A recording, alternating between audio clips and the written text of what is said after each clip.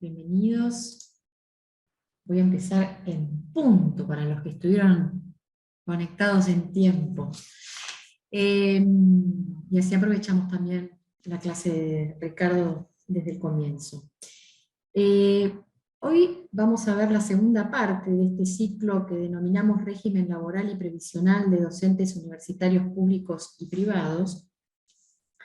Y en la clase de hoy vamos a estar viendo el tema de licencias, causales, la extinción del contrato de trabajo, causas y el despido discriminatorio. A Ricardo lo presenté la vez pasada, así que hoy directamente te doy pie para que empieces, porque sé que trajiste muchos casos prácticos que van a dar seguramente lugar a muchas preguntas. Así que bienvenido, te doy la palabra para que puedas empezar con tu clase. Bueno, muchas gracias, Irene. Compartimos pantalla en algunas cosas. Obviamente que hemos hecho una aproximación a vuelo de pájaro sobre algunos cuantos temas. En realidad, más de uno, obviamente que ya lo dijimos, la ley de contrato de trabajo, la ley 2744 con sus modificatorias, es la base del régimen laboral de los docentes de las universidades privadas argentinas. Y no se aplica, obviamente, el estatuto del docente particular, la 13.047, que se va a aplicar a los docentes de las otras ramas o de los otros niveles de la educación. Pero más de, o sea, una cantidad de institutos que están reglados en la propia la ley de contrato de trabajo, y algunas normas que van a regular a otros institutos, por ejemplo, la temática de la jornada, pero más de una vez ese tipo de regulaciones depende de cada universidad, ¿no? Por ejemplo, la jornada depende de cada universidad, porque el tiempo de trabajo a veces dura 40 minutos, 50 minutos, una hora, depende cómo lo mida cada universidad. Ya hablamos la vez pasada de los límites que pueden tener cada uno. Algunos hablan de 50 horas cátedras, que en realidad no son 50 horas, estaríamos superando con crece las 48 horas semanales que habla la ley de jornada, sino que se computan de alguna otra manera, o a veces más, porque los cargos equivalen a ciertas horas cátedra cuando se hace el cómputo a los fines de la incompatibilidad. Entonces un cargo común y corriente, por ejemplo, yo he sido juez, ese es un cargo al final de dedicación exclusiva de más de 35 horas semanales, pero a los fines de la incompatibilidad se considera 12, por ejemplo, ¿no? Así que no, eso, la problemática de la licencia también depende de cada universidad, que algunas tienen obviamente mejor regulado que otras y con mayores derechos, donde no hemos visto, al menos es mi experiencia, no es demasiado estricta este tema de cumplir o de avisar y todas estas cosas, o no he visto demasiados grandes problemas. Y lo que recién decíamos con Irene, cuando nosotros hicimos la investigación sobre 50 universidades, hicimos como 50 preguntas y se la mandamos a 10 universidades. De ellos nos contestaron 3. 3 nos contestaron bien. Y otras 2 pudimos recomponer a más o menos, fíjense ustedes, no llegamos ni al 10%. Primero porque no existe información publicada. Y la otra que no te quieren contestar. Hay un montón de cosas que no quieren contestarla. Entonces nos encontramos con unos problemas donde tenemos que reconstruir con aquello que se publica, y las sentencias publicadas tampoco son tantas, porque muchos no llegan a juicio o se arreglan antes de tiempo, y obviamente que no se publica, otras se publican. Entonces, para ir derechamente a los casos del día de hoy, yo haría una pequeña introducción general que vale para todo, sobre todo en los casos de despido, y después vamos a los casos prácticos, porque ahí sobre todo eso nos da mucha luz y podemos hablar varias cosas a la vez. Así que vamos a compartir ahora.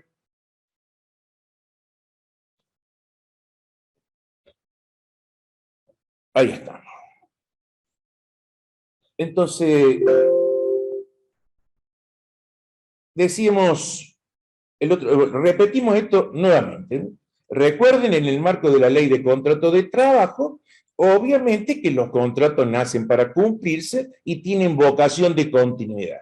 Por eso, siendo el principio del artículo 90, el contrato de trabajo por tiempo indeterminado, aunque las prestaciones no sean diarias, en el caso de los docentes clásicos, algunos dan clases todos los días, otros dan 1 o 2 veces por semana o cada 15 días, evidentemente, pero la vocación del contrato de trabajo es por tiempo indeterminado y se extiende o se debe extender hasta que el trabajador alcanza la edad jubilatoria.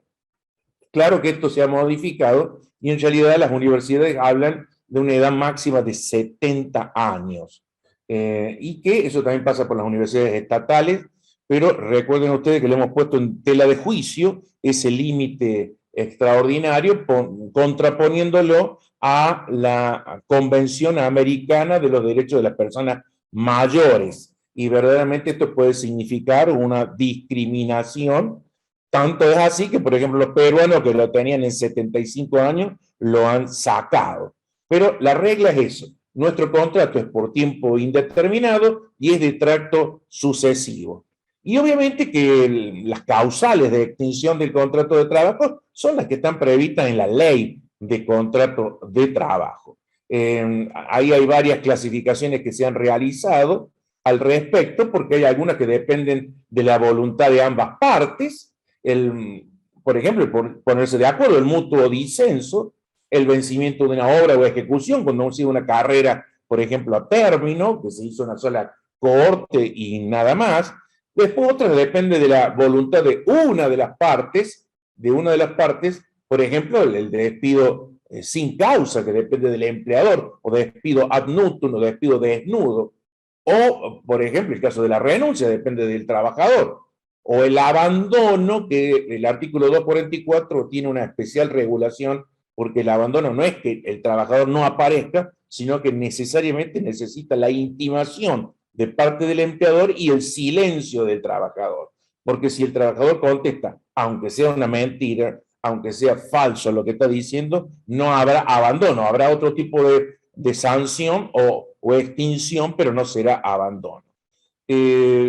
Bueno, vamos a dejar esas otras causales para ir derechamente a lo que nos está interesando, pero yo también le decía anteriormente que la ley de contrato de trabajo contiene evidentemente la regulación de esto. Y esto lo insisto porque hay gente que no lo entiende, porque nosotros los profesores universitarios más de una vez no tenemos la conciencia de ser trabajadores del artículo 25, es decir, poner nuestra fuerza de trabajo a disposición de otro que lo recibe y que lo remunera, y que en ese sentido somos necesitados, porque no podemos ejercer nuestra vocación en nuestra propia casa. Sí, podemos dar una clase privada, pero evidentemente dentro del sistema educativo o estatal o privado, pero necesariamente necesitamos el consentimiento del titular de una de estas entidades tan especiales como son las universidades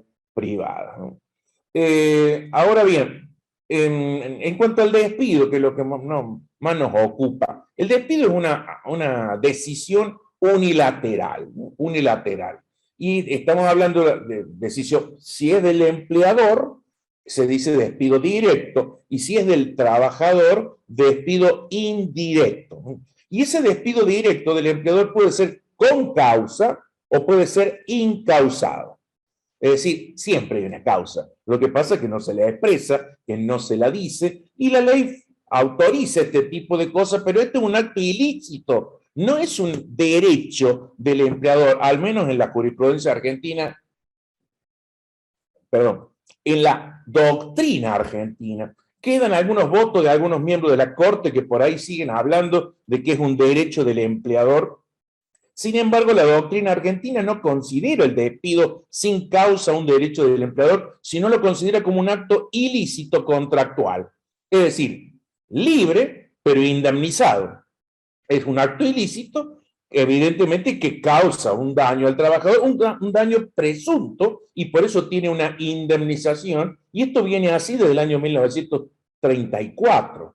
Claro que a partir de estos nuevos elementos, como el bloque de constitucionalidad federal, el derecho al trabajo del Pacto Internacional de los Derechos Económicos, Sociales y Culturales, el protocolo de San Salvador ratificado por la Argentina y los fallos de la Corte Interamericana, sobre todo Lagos del Campo, evidentemente que también estos viejos criterios tienen que empezar a ser repensados. Pero bueno, digamos que estamos en este marco y admitamos, al menos como teoría, de que la universidad goza de la posibilidad de extinguir el contrato sin expresión de causa, pero también puede ser con expresión de causa. Y si es con expresión de causa, tiene que ser por escrito, obviamente, con el artículo 243 de la Ley de Contrato de Trabajo, con una expresión clara de los motivos, de las razones por las cuales se da, evidentemente, esta extinción por decisión del empleador. Pero claro, la ley argentina, en el artículo 242, habla de la injuria laboral. Y el contrato, mejor dicho, autoriza la ley a que el empleador extinga el contrato ante una injuria de la contraparte. En este caso, sería del trabajador. Y la injuria laboral equivale a incumplimiento. Injuria igual a incumplimiento. La ley argentina, a diferencia de la ley mexicana o de alguna otra que está en Centroamérica, no ha tabulado los incumplimientos, lo ha dejado abierto. Lo único que dice que debe ser grave y que debe impedir la continuidad del contrato de trabajo sujeto a la prudencia judicial. Son los jueces, en definitiva, lo que van a decir si este hecho voluntario del trabajador que incumplió las normas de la ley de contrato de trabajo o las que se prevé en el contrato o en el convenio colectivo de trabajo, justifican la extinción sin pagar nada, sin pagar nada. Esto es la ley argentina, es verdaderamente así, le he puesto en cabeza de los jueces definir qué es lo que es una injuria y qué es lo que no lo es. Esto es el artículo 242, elemento que ya lo he expresado. Claro que para que se le atribuya, voy a andar un poquito más rápido, para que se le atribuya a una persona, en un caso de un trabajador docente, el hecho de haber incumplido la norma, hay elementos objetivos y elementos subjetivos. Un elemento objetivo es la inobservancia de deberes. Recuerden, los deberes están ahí entre el 62 hasta el 89, y puede haber otros deberes establecidos en algunas otras normas o reglamentos propios de la empresa. Pero también tiene que serle atribuido dolo o culpa. El trabajador tiene evidentemente una intención de incumplir, o ha sido imprudente, ha sido negligente, es decir, la falta de cuidado, o hizo algo que no debía o no hizo lo que debía. Esa sería la negligencia. Pero también deben darse la posibilidad de que haya un daño material o un daño inmaterial a la confianza que tiene el empleador en ese trabajador. Un daño que puede ser cierto o que puede ser potencial. Yo, antes de entrar a los casos prácticos, me quedo acá porque fundamentalmente los jueces, lo primero que se van a fijar son en las cuestiones formales. Y dentro de las cuestiones formales, se van a fijar en la legitimidad de la reacción del injuriado. Porque fíjense ustedes, la reacción del injuriado es la que le da legitimidad a esa reacción. Una, la contemporaneidad, es el criterio. Es decir, si un empleador se reacciona después de un año de que pasó un incumplimiento grave, evidentemente que no puede ser, porque lo ha consentido. Tiene que ser relativamente contemporáneo. Esto no quiere decir que no pueda haber una investigación o un juicio académico o un sumario y que lleve un poco de tiempo. Es una cosa relativamente maleable, hay que ver el caso concreto, pero tiene que tener una relación de tempestividad más o menos adecuada. Segundo, el principio de la proporcionalidad, es decir, que la reacción del injuriado, empleador en este caso, tiene que guardar una relación de proporcionalidad con la gravedad de la falta. Y esa proporcionalidad tiene que ser cuantitativa o cualitativa. Es decir, a una falta menor de llegar tarde 15 minutos no le podemos poner 30 días de suspensión. Claro que distinto es el caso donde uno ya viene faltando, quizás la gota que colma el vaso puede ser la última leve, pero atendiendo a las anteriores está el criterio de la proporcionalidad. El otro criterio es el de la causalidad. Tenemos que atribuirle al trabajador un incumplimiento por dolo o por culpa. Por ejemplo, si el trabajador lo tomaron los compañeros y lo tiraron contra un vidrio y rompió el vidrio, él no actuó, lo actuaron. Evidentemente que no tenía dolo ni culpa, sino que fue evidentemente que su voluntad no estaba dispuesta a realizar ese tipo de acto. Y la otra cosa es el famoso principio del non bis in idem. Es decir, no se puede sancionar dos veces la misma infracción. Sí puede tenerse en cuenta, pero no sancionar. Hay que tener cuidado porque a lo mejor le aplicamos una sanción leve cuando correspondía una grave y después no lo podemos volver a sancionar por ese mismo hecho. Estos tres elementos que son, o cuatro, que son los propios de la reacción del empleador o del injuriado, valen también en el caso del despido indirecto, ¿no? Vale, si damos vuelta a la tortilla y vemos en el caso del trabajador, si yo trabajador puedo consentir una injuria, que no me paguen, y me paguen después de 4, 5, 6 meses, eso ya es un problema mío. Es un problema mío, no me pagan y yo me la banco y me lo aguanto. Pero bueno, esto depende de cada uno. Algunos tienen espalda y otros no la tienen. Entonces es una cuestión que tengo que definir yo si voy a reaccionar o no. La única cosa, y advierto, el despido indirecto, o sea, decidido por el trabajador, necesita previamente, en general, la intimación previa. Es decir, darle al empleador por 2 días por lo menos, 2 días hábiles, dice la ley, la posibilidad de que rectifique su incumplimiento y cumpla. No me paga, lo intimo a que en 2 días hábiles me pague el mes tal y tal, bajo apercibimiento de darme por despedido. ¿Por qué? Porque lo exige el principio de la buena fe. Por eso es que hay que intimarlo y darle otra posibilidad. Y una cosa es la mora, cuando no me pagan están en mora, pero no necesariamente hay una injuria. Y la otra, digo en general, si un empleador o un dependiente del empleador ha violado a una profesora, indudablemente que no se puede intimar a nada, porque eso ya pasó y es imposible de rectificar. Pero cuando se puede rectificar la conducta, hay que darle la posibilidad de que se haga. Bueno, ahí estamos las pautas de valoración de la conducta, de la injuria, depende de las modalidades personales, la antigüedad en el empleo, la experiencia, la categoría. Bueno, todos son elementos que tienen que tenerse en cuenta. Y antes de entrar en los casos prácticos, debo referirme necesariamente a la recomendación UNESCO 1997 sobre la educación superior.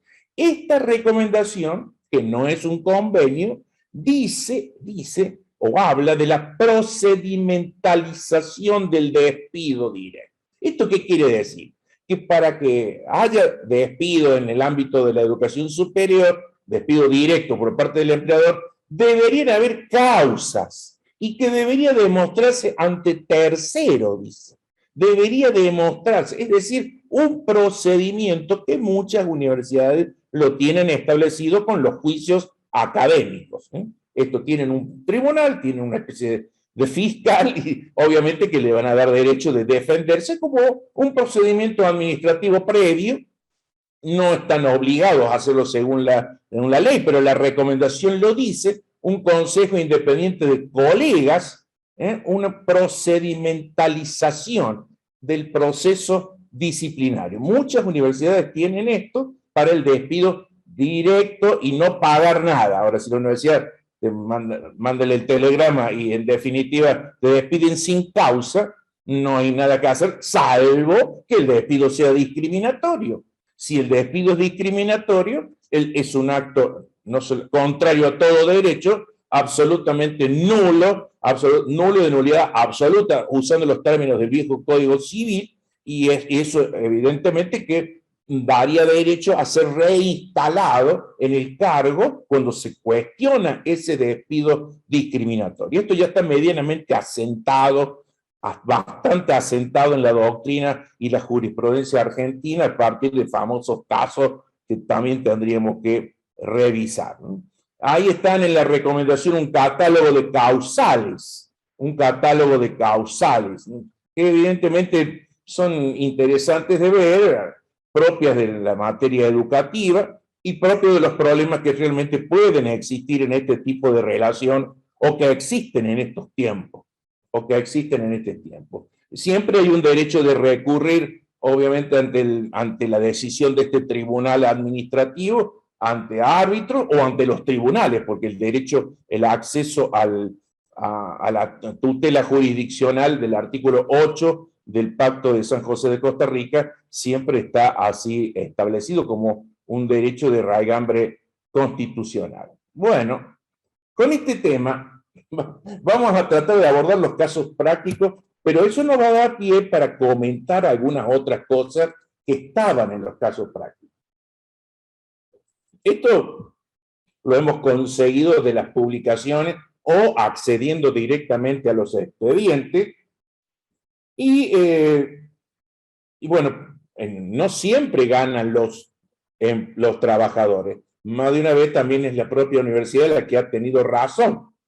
Vamos por el despido indirecto, es decir, esa decisión que tomó el trabajador, en este caso docente de una universidad privada, considerando que la universidad había incurrido en una injuria, en un incumplimiento de sus deberes. El primer caso que citamos, Farrell contra la Universidad de Belgrano. Fíjense, van a ver los casos. Acá dice Fundación Universidad de Belgrano. Recuerden lo que dijimos en la clase pasada. Se trata de un profesor al que se reducen las horas cátedras y el sueldo. Este tema de que uno está en un ámbito docente donde el dueño de la institución puede decidir modificar el plan de estudio y con ello se ganan o se pierden horas y se reducen los sueldos. Evidentemente que hay una pequeña diferencia con lo que puede suceder en el ámbito de los otros niveles donde hay una mayor intervención del Estado que puede exigir los cambios. Cuando los cambios se exigen por el Estado, alguno puede decir, bueno, eso es extraño al empleador, entonces le vamos a pagar el 2.47, es decir, la media indemnización. Pero en este caso, donde las decisiones son casi siempre tomadas de manera propia por sí mismo, por la autoridad educativa privada, indudablemente que el 2.47 de la Ley de Contrato de Trabajo no funcionaría, sino que ahí habría que indemnizarlo, porque el trabajador tiene derecho, no se le puede modificar de manera unilateral la cantidad de horas cátedra, reducir y menos reducírsele el sueldo. Este caso tiene algunas particularidades en el sentido de que se le redujeron las 4/5 partes del sueldo en su oportunidad, y ahí había unas particularidades porque lo llamaban a conversar. Algunos de los miembros del tribunal dicen que debería haber asentido ese tipo de modificación y que podía seguir la relación, pero en definitiva la Corte Suprema dijo que era arbitrario y mandó que se dicte una nueva sentencia. En otro caso, ahí cito el de la Cámara Única del Trabajo de Córdoba, de Ramón de Pilnik contra la Universidad Católica. Acá tenemos un problema de una persona que tiene un cargo directivo en los secretarios del director, del rector de la universidad, y que a su vez tiene horas cátedra. Bueno, acá es bastante largo el complejo. Lamentablemente se dio por despedido de manera prematura, al menos así consideró el tribunal que había sucedido, porque vuelvo a decir, recuerden lo que habíamos hablado el otro día, la fragmentariedad del contrato de trabajo, la posibilidad de separar cargos de horas, de dedicaciones, porque crece o decrece por módulos, y esto era perfectamente válido. Aquí la señora entendió que se tenía que dar por despedido todo, la habían despedido e indemnizado en uno, y la otra se apresuró, dice el tribunal, a darse por despedido. El caso de la profesora titular de matemática, dice, celebración de un contrato a plazo fijo. Estamos hablando del caso de Silva contra Museo Social Argentino. Museo Social Argentino. Aquí está también el problema que también dijimos el otro día. Normalmente en algunas instituciones se lo designa de marzo a diciembre. Y eso está mal. Está mal. Está mal. Y después a otros ya cambiaron. No tiene sentido que esto verdaderamente así sea. Si se trata de un trabajador permanente en una empresa que necesita ese tipo de servicio de manera permanente, esto no puede ser. Ahora bien, ¿puede ser a plazo fijo? Sí, pero recuerden que para que un contrato en la ley de contrato de trabajo a plazo fijo, que es una excepción, sea legítimo, tiene que tener tres cosas. Por escrito, tener un plazo y que las circunstancias objetivamente consideradas así lo justifiquen. Es decir, esto es lo que nos está diciendo. Lo que nos está diciendo que es posible, pero tiene que ser justificado. En este caso, pasaba que lo designaban todos los años. Conozco, lo hemos sufrido en algunas universidades. Después fue superado, contratado año por año. Esto está mal. Por más en materia de derecho del trabajo, nosotros sabemos que hay un principio que se llama el principio de la realidad o primacía de la realidad. Pueden que escriban lo que quieran, firmen lo que quieran, pero en definitiva el juez va a aplicar la ley más allá de las formas. Las formas no importan cómo se hayan hecho los contratos, lo que importa es la calificación que va a hacer el juez, teniendo en cuenta la ley, principio de la realidad. Principio de la realidad. Esto de renovarlo todos los años, verdaderamente es una cosa, sé que todavía existen, porque me comentan de que algunas universidades, en algunas provincias argentinas, donde tienen muchos alumnos, contratan a los profesores de marzo a diciembre. Y si el profesor es necesidad permanente, debe ser permanente. Bien. El otro caso, docente a cargo de la dirección de una escuela universitaria por más de 3 años y de despido indirecto por cambio de categoría o tareas. Esto se llama Acebal Claudia Alejandra contra la Universidad Argentina John Kennedy. Es del año 2007 este fallo, ahí de la capital federal, y este es el problema. Fíjense ustedes, ¿cuál es la relación entre un director de carrera? Porque hay universidades que se organizan por carreras y otras por facultades, siguiendo el clásico ejemplo de las universidades nacionales. ¿Y cómo podría ser que se justifique un director de carrera que fuera temporario? Probablemente sí, puede darse, que sea por 3 años, por 6 años, bueno, pero también tienen que expresarlo. Y si no se expresa nada, evidentemente que es un trabajo de manera indeterminada la prestación de ese tipo de trabajo. Acá era una docente que estaba a cargo de la dirección de la escuela y se pudo probar que no era la mera representación, sino que a pesar de que no tenía el cargo, le habían encargado desempeñar esa función, era, si se quiere, un interino.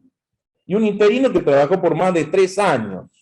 Por más de 3 años. Recuerden ustedes que en el ámbito de la educación privada de los otros niveles, es mucho más fácil titular o suplente. El interino casi no existe. En cambio, en las universidades, más de una vez, existe este fenómeno del interinato. Y esto también es una cuestión, podría en algún caso justificarse si se debería someter a un concurso. Ahora, sé que en algunos casos no se hacen los concursos. ¿Y cuánto tiempo tiene que estar este interino? Porque estamos en el marco de la ley de contrato de trabajo. Bueno, aquí lo consideraron más de 3 años, que excedía la transitoriedad de la relación. Nosotros en nuestro libro, ahí le escribe el doctor Tosto, reconocido magistrado cordobés, decimos que no debería superar los 5 años, que es el plazo máximo de un contrato a plazo fijo. Si usted tiene un contrato a plazo fijo por 10 años, ese contrato se transforma. Ese es uno de los medios que tiene el derecho del trabajo de proteger a los trabajadores. La transformación de ese contrato, que era un contrato, si se quiere, bastante precario o que tenía una limitación en el tiempo, y se convierte en lo general, contrato por tiempo indeterminado. Ahí hay otra, el despido indirecto del profesor por negativa del carácter laboral de la relación. Esto está en la Cámara Nacional de Apelaciones del Trabajo del año 2009, Becher, Ricardo Alberto, contra Fundación del Cine sobre despido. Bueno, es la máxima injuria que se le puede poner a un trabajador, es negarle la relación laboral. Por otra parte, el trabajador, ya lo dije, lo vengo diciendo todas las veces que podemos en este último tiempo cuando estamos hablando de la relación de dependencia. Primero, la ley de contrato de trabajo en el artículo 23 dice que probada la prestación de servicios, se supone que hay un contrato de trabajo. Perdón, es cierto que en algunos lugares, sobre todo en la capital federal y en algunas provincias, se está hablando de una especie de presunción bastante restringida.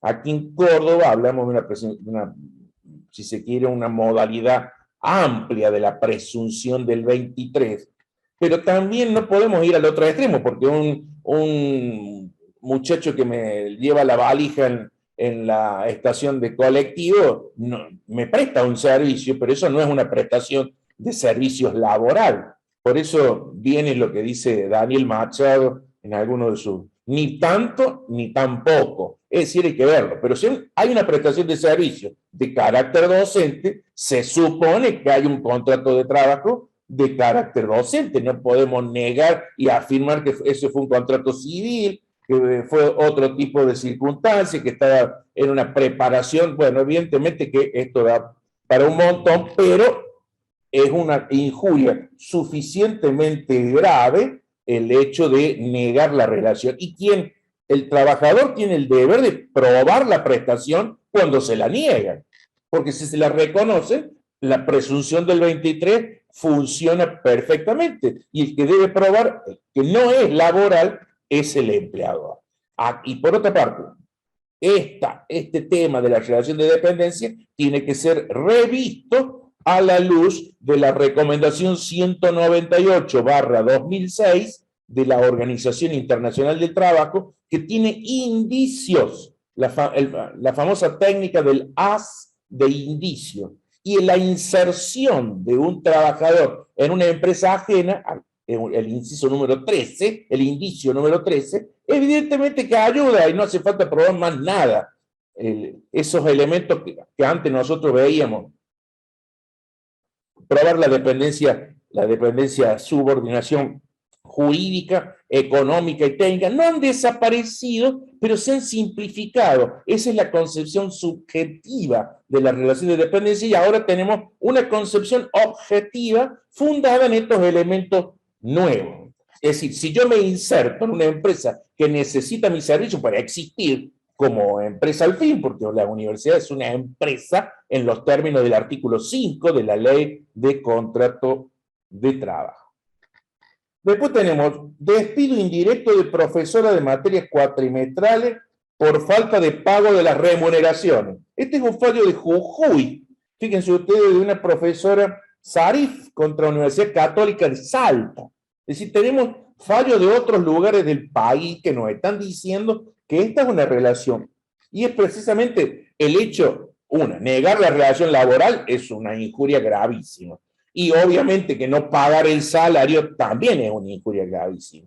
Ninguna ley dice que tiene que pasar 2 meses de falta de pago para que yo me dé por despedido. Esto hay que ver las circunstancias. Lo que sí va a decir la doctrina y la jurisprudencia, que ante la falta de pago el trabajador debe intimar por 2 días, no por 1, sino no va a funcionar. 2 días, dice el artículo 57. Por 2 días hábiles al pago de lo que se le está debiendo bajo apercibimiento de darse por despedido. Así tiene que funcionar, porque si no, el despido va a ser ilegítimo y no le van a pagar indemnización. Otro caso, y el 7, supresión unilateral de horas cátedras, rebaja salarial, improcedencia. Bueno, esto fue un fallo de la Cámara Nacional de Apelaciones del Trabajo del año 2000, Fioresi Raúl contra Fundación Universidad de Morón. Fíjense ustedes, ¿no? Estamos hablando de un profesor que era asociado. Recuerde que nosotros en la Argentina utilizamos casi la misma terminología que las universidades nacionales. No es la terminología española, por ejemplo. En España el profesor titular, el jefe de la cátedra es el catedrático. Aquí es el profesor titular, pero al lado está el profesor asociado, ¿no? Aquí, en este caso, le suprimieron las horas al profesor asociado que había desempeñado durante mucho tiempo, ¿no? Y evidentemente eso se llama el ius variandi. El empleador tiene derecho de variar algunos elementos no esenciales del contrato, pero suprimirle las horas y suprimirle el sueldo sin pagarle indemnización, indudablemente que es una injuria suficientemente grave como para admitir la indemnización. Ahí también cito la supresión de horas cátedra. Bueno, ese es un caso de pago indebido por el 247. Esto es del ámbito medio, de un tribunal de Buenos Aires, de La Matanza, Infante Leonor contra Asociación de Oniana. Bueno, ahí viene el tema, el cierre del curso por falta de alumnos. El cierre, bueno, es una discusión también.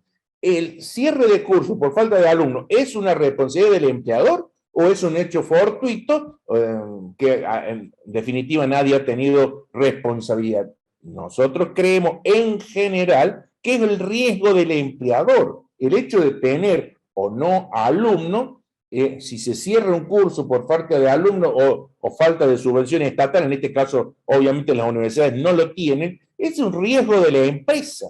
Entonces, no debería ir el 247, el artículo 247, que es una indemnización menor, la mitad de la indemnización del 245, sino que tiene que ir a la indemnización completa del 245. Esta es vuelvo a decir, estamos hablando de indemnizaciones parciales, estamos hablando de la fragmentariedad del contrato de trabajo. Cuidado que no todos lo admiten. La mayoría lo admite, hay alguna doctrina y alguna jurisprudencia que no piensa de esa misma manera. El otro tema de la... estamos acá.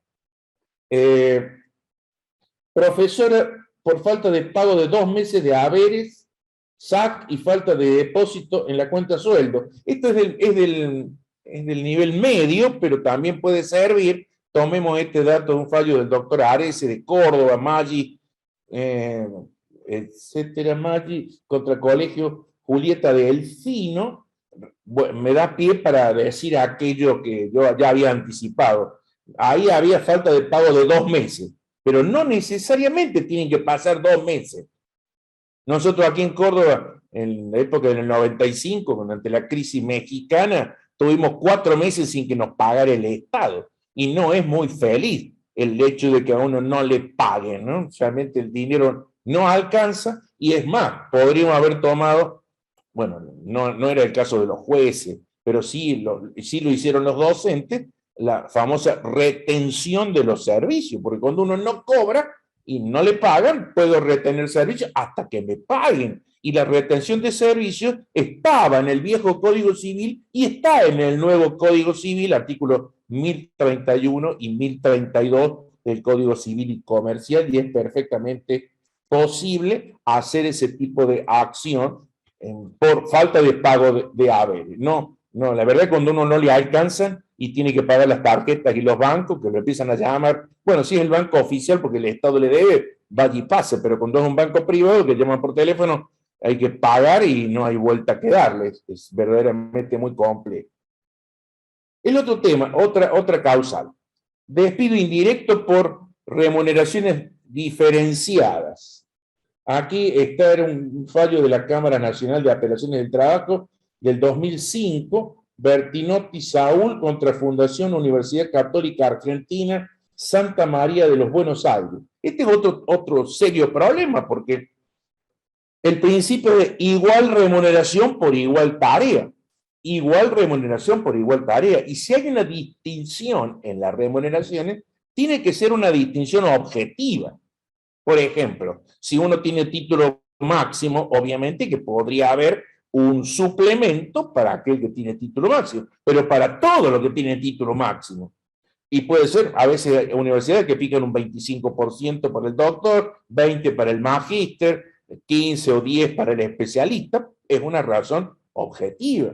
Podría haber un suplemento también por distancia. En algunas universidades más pequeñas, recién creadas, incluso las nacionales, se llegaban a los mejores profesores, pero tenía que viajar 500 kilómetros, hace falta que le paguen un plus, precisamente por ese desarraigo. Bueno, sería una razón objetiva, pero de otra manera estaríamos quizá en una cuestión de discriminación que contradice el convenio 111 de la OIT y contradice todos los instrumentos de derechos humanos que se han incorporado ahora al texto de la Constitución Nacional, ¿no? La ley de contrato de trabajo, en el artículo 81, permite o dice que debe ser, el trato debe ser igual, salvo que sean cuestiones objetivas. No le vamos a pagar a una profesora porque sea más linda que otra. Obviamente que eso no es un criterio objetivo y hay que ver quién debería tener, cuál es, que se apoya para decir que es más linda que otra, ¿no? Es una temática que también puede existir en el ámbito universitario. Y finalmente, dos cosas más para terminar los despidos indirectos, para que abordemos el despido indirecto. Despido indirecto por modificación imperius de la categoría de docente. Aquí tenemos un fallo que se llama Forte Raúl contra Fundación Pontificia Universidad Católica Argentina Santa María de los Buenos Aires. Parece que en Buenos Aires se litiga un poco más, y un poco más se publica, ¿no? Se publica. El profesor se dio por despedido porque era profesor adjunto, lo pasan a ser profesor visitante en una de las asignaturas que dictaba, le rebajan la remuneración y después le suprimen el cargo que tenía. Indudablemente que el profesor se dio por despedido por un ejercicio abusivo del ius variandi, un ejercicio abusivo del ius variandi cuando lo cambian de categoría. Claro, nos podríamos plantear otra cosa. ¿Y esos que están en una categoría tienen derecho de que los asciendan de categoría? Son jefes de trabajo práctico por años, ¿no? Y por ahí, bueno, jefe de trabajo práctico, adjunto, asociado, titular, y ahí así lo dejan.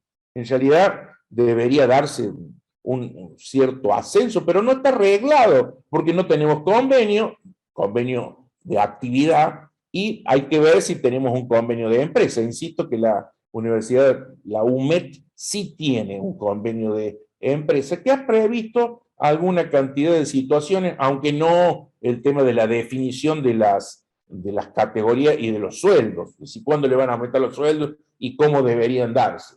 Las diferencias entre salarios entre las universidades son magníficas, magníficas. Y la otra que estábamos acá, antes de pasar a los despidos directos, era despido indirecto procedente ante la exclusión, el número 13 es este, exclusión arbitraria del dictado de clases. Es contra de la Universidad del Salvador, que es una asociación civil. Esto lo conozco porque lo he visto. A usted no dé clase, le seguimos pagando. Eso también es una injuria, porque en definitiva no me están dejando cumplir mi primer derecho y primer deber, que es dar clase. Por más que me paguen todos los meses, pero no me dejan dar clase. Exclusión arbitraria del dictado de clases, y esto ha sido recogido, obviamente que es un despido indirecto, se ha restringido el ejercicio de la función docente y el ejercicio de la libertad de cátedra, y eso obviamente ha sido sancionado por los tribunales. Bueno, damos vuelta ahora y nos ponemos en el otro lado. El despido directo. Despido directo incausado del profesor de química. Aquí estoy hablando de un fallo del doctor Toselli, de la Cámara Única del Trabajo de Córdoba del año 2005, viola Luis Eduardo contra la Universidad Católica de Córdoba. En este caso lo despiden sin expresión de causa. Está la universidad procediendo según la permisión que tiene la ley, es un acto ilícito, contractualmente ilícito, pero indemnizable. Pero lo particular de este caso es que la defensa de la universidad plantea que el modo de computar la antigüedad del profesor debiera ser los días efectivos de clase. Es decir, si el profesor daba clase 4 días al mes, tenía 4 días de antigüedad. Y el doctor Toselli le llamó poderosamente la atención. Aclaro que después el abogado que representaba a la universidad no fue más abogado ni profesor, porque verdaderamente estaba sosteniendo una cosa que no tiene sentido. El único caso donde se computa el tiempo efectivamente trabajado es el trabajo de temporada, y un trabajador en general docente no es un trabajo de temporada. Es decir, que las asignaturas, por más que uno preste servicio de manera una vez a la semana, una vez cada 2 días, el cómputo, según el artículo 18 de la Ley de Contrato de Trabajo, la antigüedad es entera. No puede ser el mes calendario entero, no puede ser una propuesta que hizo en ese momento el abogado de la universidad, porque verdaderamente contra todas las normas vigentes. Segundo, el otro caso es Coronel Pablo Darío contra Fundación Universidad Argentina de la Empresa. Acá viene el otro tema también, el cálculo de la indemnización, y va a decir la ley, no hay convenio colectivo. La universidad, bueno, a veces se confunden en estos ámbitos, se habla de establecimiento educativo, y recuerden que en la Ley de Contrato de Trabajo, el establecimiento está en el artículo 6, que es una unidad técnica de ejecución. No es lo mismo establecimiento que empresa, porque la empresa puede ser una sola, con un solo establecimiento, o con varios establecimientos. Y el establecimiento puede que no esté ahora en el tiempo y en el espacio, porque puede estar online, verdaderamente, o puede ser un buque, o puede ser un taxi, el establecimiento, ¿no?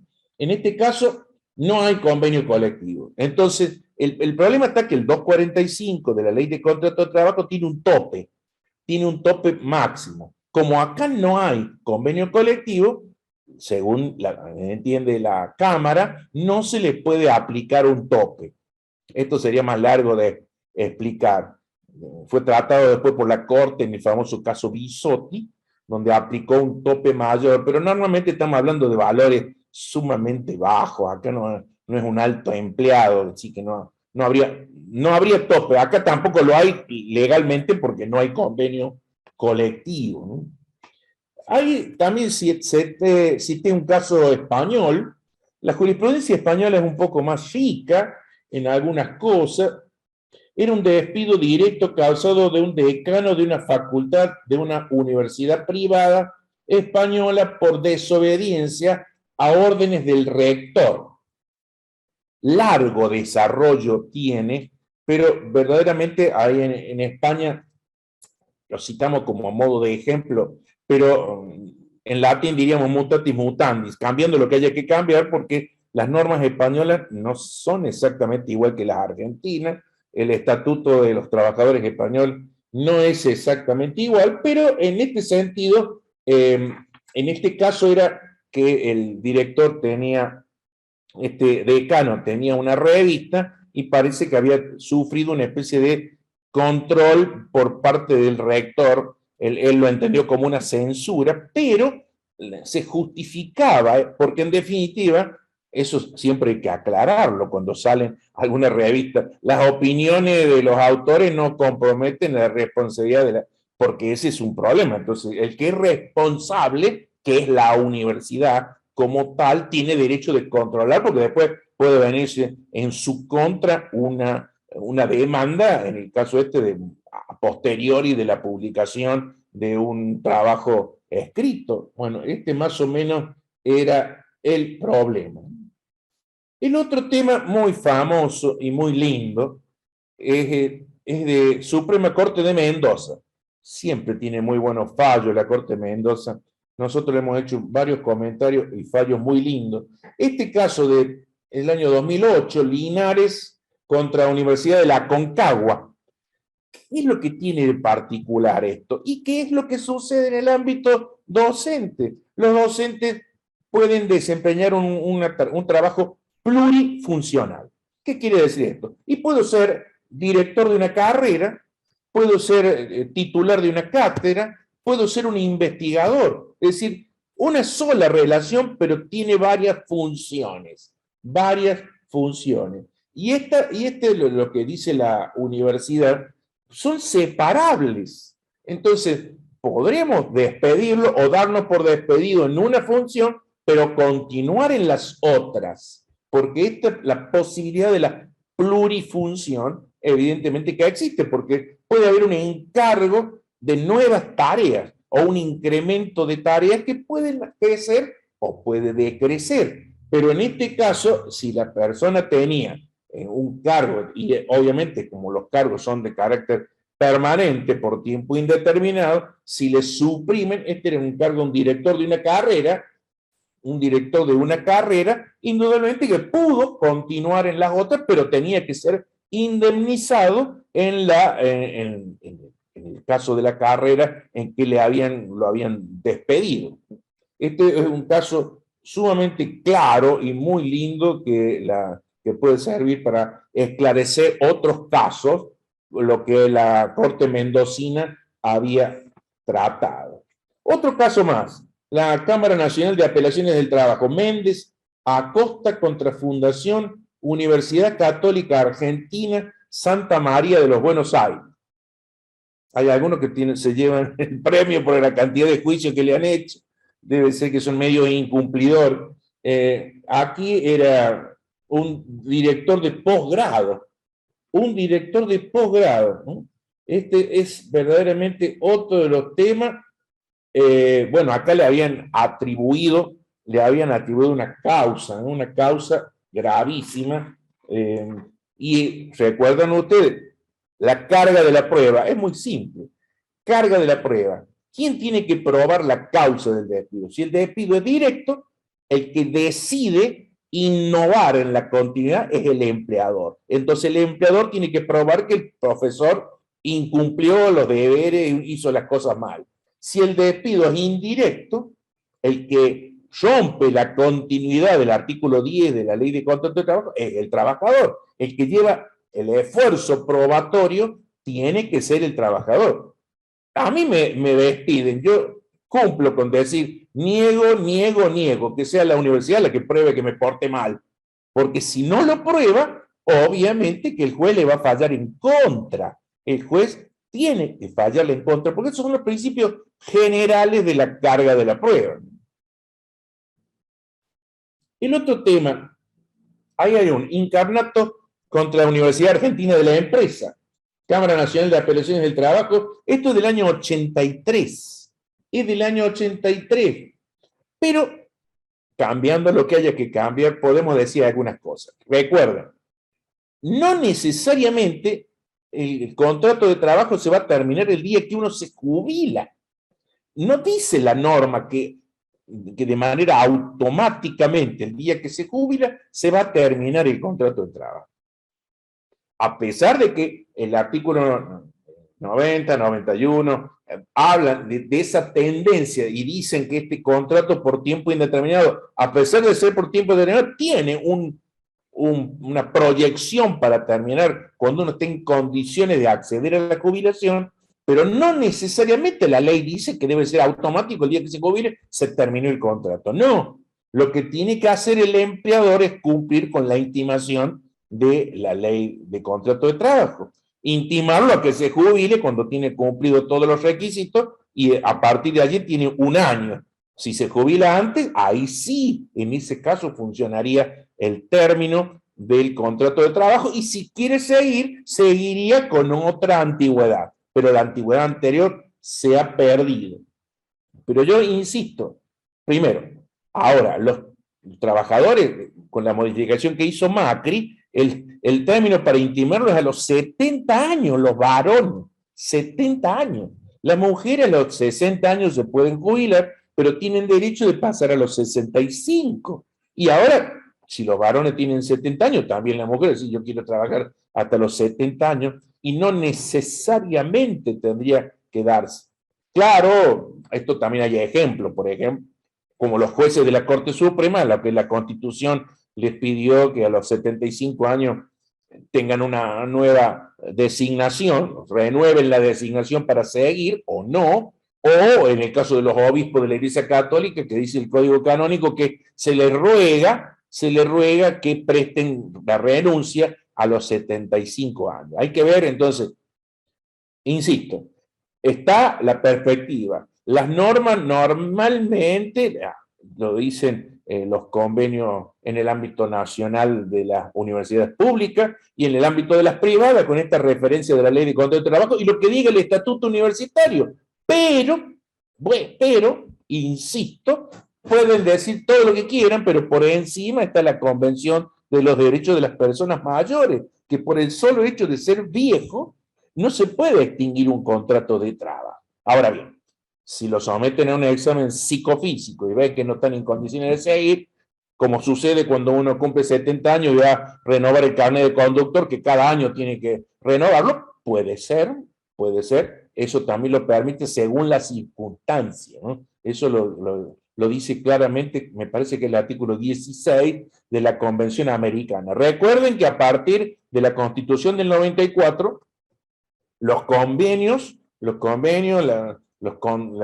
aquellas convenciones ratificadas por la Argentina tienen nivel infraconstitucional, pero supralegal, salvo aquellos nombrados en el bloque de constitucionalidad que integran la Constitución. Por ejemplo, el convenio 87 de la OIT, como está nombrado en dos convenios, el convenio de derechos económicos, sociales y culturales y derechos civiles y políticos, tiene el mismo nivel de la Constitución. Los otros convenios son menores que la Constitución, pero más que las leyes. Entonces las leyes tienen que subordinarse a estos principios superiores. El despido directo por ejercicio de la libertad de cátedra. Ahí viene, esta es una cita de un tribunal español, y recuerden que decíamos que en el ámbito de la, bueno, también es el otro caso que estábamos citando, ahí, esto es el despido por razones ideológicas. Recuerden que cuando uno se inserta en una empresa de este carácter educativo, es una empresa de carácter ideológico, de manera que los derechos de los trabajadores están respetados, pero están modulados. Y ahí lo que nos está diciendo muy concretamente, bueno, el caso que nosotros citamos es un caso argentino, el caso argentino, bueno, está un poco más adelante, de la USAL, Universidad de El Salvador, número 11 que yo estaba citando, es una persona que, siendo profesor de una universidad de inspiración católica, propicia la apostasía, es decir, borrarse el bautismo y borrarse de la Iglesia Católica. Propicia la apostasía colectiva. Entonces, por eso fue despedido. Evidentemente que si estoy en un ámbito donde busco la difusión de un credo, de una ideología, de una perspectiva del mundo, esto contradice de manera absoluta lo que nosotros estamos propiciando, de manera tal que aquel caso es un deber, al menos, de no contradecir de manera pública lo que la universidad, en este caso, sostenía, ¿no? Bueno, esto también sucede, lo hemos visto, lo hemos tratado de manera teórica, porque ha habido algunas cosas, pero no han llegado a los tribunales, en el famoso tema del aborto, ¿no? El tema aquí en la Argentina. No es lo mismo el caso del divorcio, no es exactamente lo mismo. Además, en la universidad, la mayoría de los que están en la universidad están divorciados, no sería mucho problema, esta es la realidad, no me anda preguntando. Pero no es lo mismo, ¿por qué? Primero porque una cosa afecta al derecho a la vida, y el derecho a la vida, evidentemente que sí es parte de un derecho natural y es parte de la concepción fundamental del pensamiento de la Iglesia Católica. El caso del divorcio es lo que se llama el divorcio religioso. El divorcio religioso, en el ámbito religioso, el matrimonio se llama la sana doctrina católica, pero no ha sido definido como una cuestión de fe. No, lo que ha sido definido por con el Concilio de Trento es que el matrimonio es un sacramento, pero no ha sido definido con el mismo carácter, como una cuestión de fe, el tema de la indisolubilidad. Obviamente que se tiende, se busca, se pretende, pero el matrimonio religioso tiene el carácter de la unidad y la indisolubilidad. Eso es cierto, pero no es exactamente lo mismo. En el caso de la temática ha pasado en algunas otras escuelas donde hay alguien que sostiene una postura absolutamente contraria a una norma esencial. En el otro caso, antes, en las otras escuelas, sucedía muchísimo, no así, al menos no he visto que haya pasado en el ámbito universitario. Otro caso de... Ricardo, sabes que estamos medio ya en hora, no sé si querés, ¿cuántos slides se quedan? Me quedan tres cositas. Dale, Para que dejemos abierto. dale, perfecto. Una, aquí en el número 12, el despido directo justificado por concurrencia de intereses académicos. Bueno, esto ha pasado y pasa muchas veces, donde algún profesor pone un instituto privado y exige que los alumnos se inscriban allí para aprobar su materia. Bueno, esto ha pasado y no debe pasar. No debe pasar, donde tienen que ir a pagar para, en definitiva, aprobar la materia. Esto es incompatible, evidentemente, con el ejercicio de la docencia de manera legítima. Está bien que lo hayan despedido por este tipo de cosas.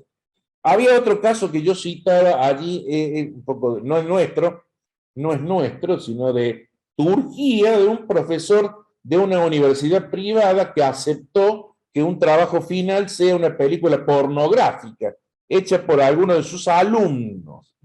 Por algunos de sus alumnos, obviamente lo despidieron al profesor por permitir este tipo de temas. Han pasado otras cosas que por ahí están y a veces se han filmado en la propia universidad. A lo mejor habrá que distinguir qué es lo que verdaderamente es la ciencia y cuál no lo es, pero también hay que cuidar el prestigio de la universidad de que se trate. Y finalmente, despido aquí de una profesora por insultar al rector. Aquí está citado, esto fue de Díaz Claudia contra Fundación Jean Piaget, Universidad de la Cuenca del Plata. Esto es de Corrientes, fíjense ustedes, fíjense de Corrientes. Bueno, también hay que ver dónde y cuándo se expresó, cómo se expresó, qué es lo que en definitiva le dijo este tipo de expresiones para que no se consienta que una profesora se refiera de esa manera al rector, donde está el principio de autoridad de por medio. Bueno, yo creo que medianamente esto nos abre un panorama. Vuelvo a decir, no es común, mejor dicho, no es común que aparezcan a la luz porque se arreglan, porque se tapan, porque no llegan a los tribunales más de una vez, obviamente que pasan al olvido cuando se llega a un acuerdo. No hay demasiados casos que nosotros podamos investigar, pero de estos casos que hemos encontrado, podemos, sí, hilando un poco, saber algunas líneas sobre las cuales podemos transitar de cosas que se hicieron o cosas que se hacen y que no deberían hacerse. Bueno, escucho comentarios, profundizaciones, preguntas, a sus órdenes. Gracias, Ricardo. Acá había un comentario hace un ratito hablando del tema de la jubilación que mencionabas, el tema antigüedad. Aide dice que la UBA cuando recibe la notificación de ANSES les deja de pagar antigüedad. Bueno, la UBA, perdón, la UBA es una universidad pública, así que ese es un tema que hay que preguntárselo a Aníbal. Yo no me voy a meter en las universidades estatales. ¿Mm? Sí, recordemos que tenemos 2 clases más que siguen en el mes de octubre, y que vamos a ver justamente la parte de docentes de universidades públicas, y eso lo va a dar el doctor Aníbal Paz, el 11 y el 18 de octubre. Ustedes, si están inscriptos, se han inscrito a las 4 charlas, ¿no? Pero les recuerdo porque faltan unos días, después les vamos a mandar recordatorio. Así que 11 y 18 de octubre. Sí. En el ámbito de las universidades privadas, está previsto en la ley de contrato de trabajo que si uno continúa, evidentemente que pierde la antigüedad. Eso está verdaderamente previsto, fue una discusión tremenda, pero bueno, insisto porque también viene otro problema. ¿Cuál es la jubilación que hay que atender?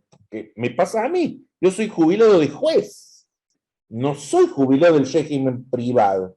Hasta ahora, no sé, nadie me ha cuestionado mi antigüedad, tampoco me pagan nada por la antigüedad, solamente deberíamos ver a los fines de indemnizatorios, pero verdaderamente la ley prevé. Yo entiendo que hay que atender a jubilarse en el ámbito, sería el ámbito de la ANSES, porque los docentes privados estamos equiparados a un trabajador de comercio, de la industria, de lo que fuera. A diferencia de los docentes estatales que Aníbal maneja absolutamente bien. A mí el tema de previsión social no me agrada demasiado. Lo vamos a dejar a Aníbal para esa parte. Eh, Leopoldo dice, ¿resultaría aplicable el contrato a plazo fijo para docentes de cursillos de ingreso? Sí, sí. Entiendo que sí, sí, porque yo también lo hice, y lo hice por muchos años, y no sé, o sea, ese tiempo cuando uno no estaba en la universidad de manera, lo computaron después los fines, por el artículo 18, todo ese tiempo que uno fue trabajando, después se junta, salvo que ya estuviera como permanente y es una simple adscripción de una nueva tarea, pero si antes no estaba en la universidad y después viene a estar, se computa. Al menos aparece en mi propio legajo absolutamente computado como antigüedad y está bien que así sea. Muy bien. Si hay alguna otra consulta para el doctor, bueno, te están felicitando por la charla. La verdad que siempre es un placer escucharte, Ricardo, de verdad que sos muy claro y muy ameno. Además, con casos prácticos siempre es mucho más lindo, ¿no? Porque uno lo ve la casuística y eso es lo interesante. Han visto que hay algunas cuantas universidades que son más demandadas. Sí, sí, o no les gusta hacer arreglos, prefieren ir hasta fondo. Sí, bueno, ese es un serio problema. Nosotros lo hemos tratado más de una vez cuando ejercíamos la profesión de magistrado.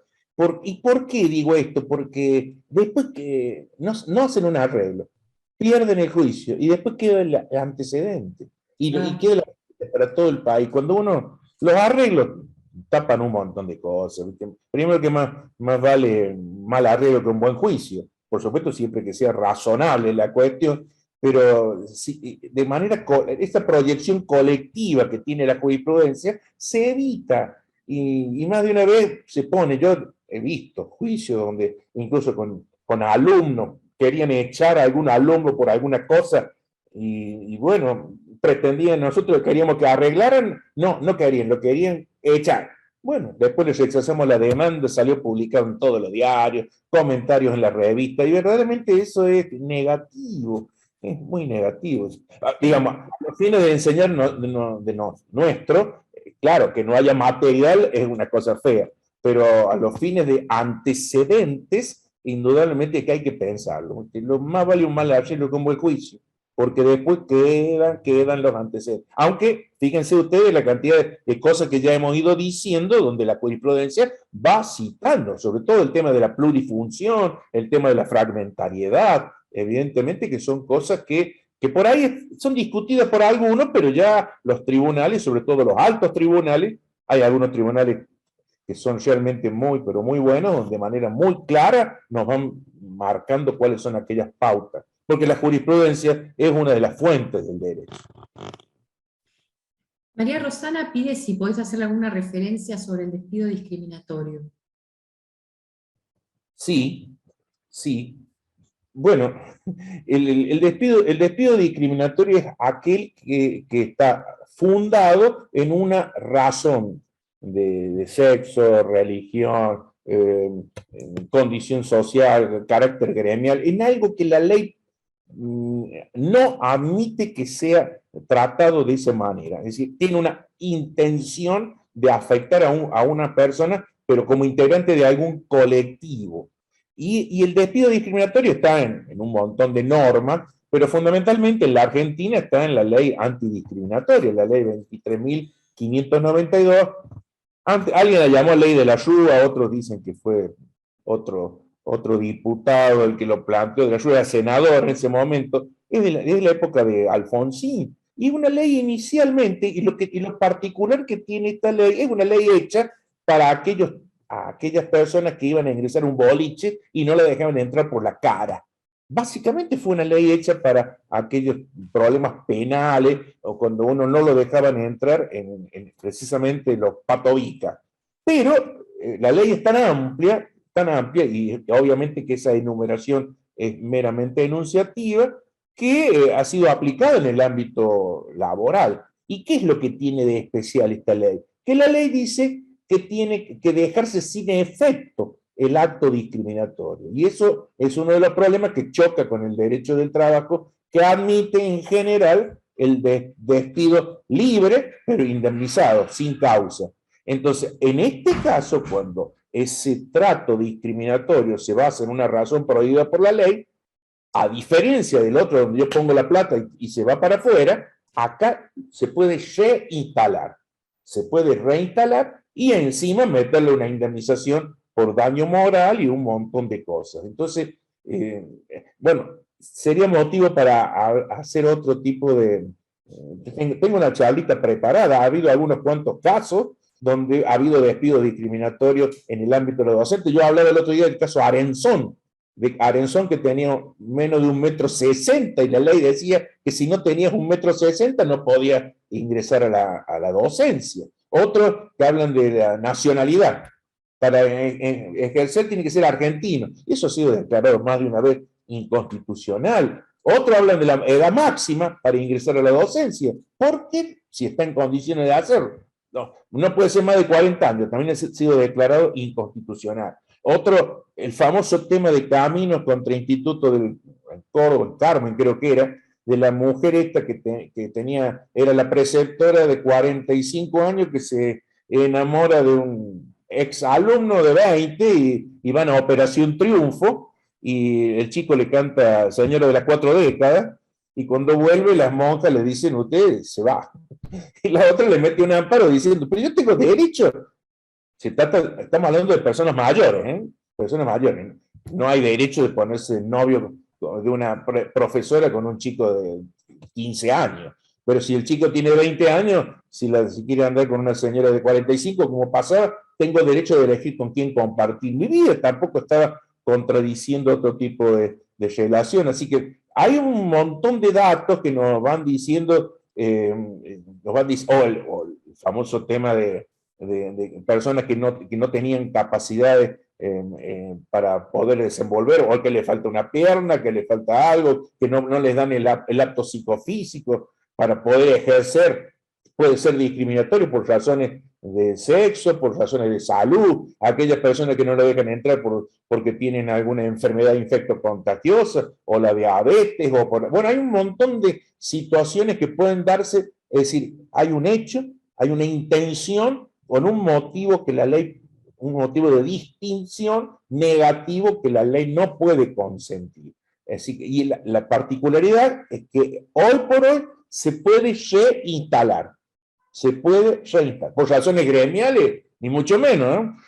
Si yo me voy a afiliar al gremio, me despiden. ¿Por qué tengo un derecho fundamental de afiliarme, no afiliarme o desafiliarme, de hacer lo que quiera?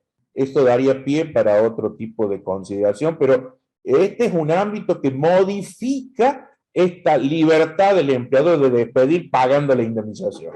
Así que hay que tener cuidado. Puede despedir poniendo cualquier cosa, pero si en el fondo es una razón discriminatoria, eso va a quedar sin efecto y la persona puede volver a trabajar aún en una empresa privada. Muy bien. Bueno, me estaba acordando, para quienes son suscriptores y quieren repasar el tema, porque en un momento hablamos del artículo 23, ¿no? Bueno, acá viene Suki a saludar. Oh, Suki va acá. El artículo 23 de la LST, de la prueba del contrato de trabajo, hay una charla muy buena, una masterclass grabada de Sebastián Copoleta, que habla sobre justamente, lo desmenuza muy bien al tema, muy interesante. Si lo quieren buscar, es una charla de este año, de abril. Bueno, Ricardo, muchísimas gracias, como siempre, excelente tu clase, ha sido muy amena. Gracias a todos por estar hasta el final de la clase y participar. No se olviden que quedan 2 clases más para toda la parte de profesores de universidades públicas. Y bueno, y los esperamos entonces para el 11 de octubre, continúa, 11 y 18 de octubre. Ricardo, muchísimas gracias. Gracias, Irene, gracias a todos los que nos han acompañado, y bueno, compartiremos junto con Aníbal las próximas porque me parece que la temática es sumamente interesante. Muchas gracias. Seguro que sí, gracias. Buenas tardes para todos y todas. Chau, chau.